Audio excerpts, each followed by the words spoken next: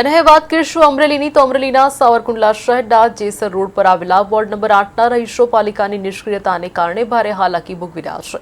ખાસ કરીને મધુવન વિસ્તારમાં છેલ્લા ઘણા સમયથી ગટરના પાણી જાહેર રસ્તા પર વરસાદી પાણીની માફક વહી રહ્યા છે, જેના કારણે સ્થાનિક લોકોમાં તંત્ર સામે ભારે રોષ જોવા મળી રહ્યો છે। સ્થાનિકોનો આક્ષેપ છે કે આ બાબતે અનેકવાર પાલિકાના સદસ્યોને રજૂઆત કરવામાં આવી હોવા છતાં અત્યાર સુધી કોઈ નક્કર નિરાકરણ આવ્યું નથી। માસૂમ બાળકો અને વૃદ્ધો ગંદા પાણી અને દુર્ગંધ મારતા ગટરના પાણીમાંથી પસાર થવા મજબૂર બન્યા છે। રોષે ભરાયેલા લોકોએ પોતાની હૈયા વરાળ ઠાલવતા જણાવ્યું કે સભ્યો ચૂંટાયા પછી પ્રજાના પ્રશ્નો ઉકેલવાને બદલે જનતાને હાલાકીમાં મૂકી રહ્યા છે। રોગચાળો ફાટી નીકળે તે પહેલા પાલિકા આ પ્રશ્નોનું તાકીદે નિરાકરણ લાવે તે માંગ ઉઠી છે।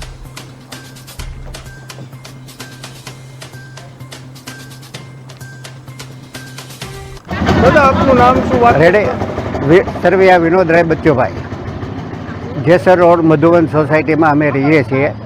છેલ્લા 35-40 વર્ષથી અમે અહીંયા રહીએ છીએ અને સાવરકુંડલાનો ક્રીમ એરિયા જેને કહેવાય એવા વિસ્તારની અંદર રહીએ છીએ અને આ ગટરના પ્રશ્નને કારણે એ ક્રીમને બદલે સ્કેમમાં આખો વિસ્તાર હોય એવું અમને લાગે છે।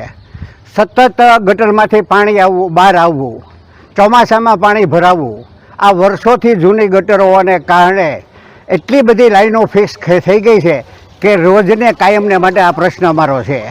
નિયમ મુજબ જે કાંઈ હોવું જોઈએ કાંઈ થતું નથી। સદસ્યો છે નગરપાલિકાના 4 થી 5 સદસ્યો હોવા છતાં અને એક્ટિવ ધારાસભ્ય હોવા છતાં આ વિસ્તાર ગંદકીમય થઈ ગયો છે। અમને એમ થાય છે કે અમારા મકાન વેચી અને ક્યાંક સ્લમ એરિયામાં અમે વ્યા જઈએ તો જ્યાં જે રોજ સફાઈ થાય છે, જ્યાં જે સારી રીતે વ્યવસ્થા અપાય છે એ વ્યવસ્થામાં અમે સહભાગી થાય। પણ આ વિસ્તાર જાણે અહીંયા મારું નામ હિનાબેન મરથક છે અને અમે જેસર રોડે રહીએ છીએ, મધુવન સોસાયટી।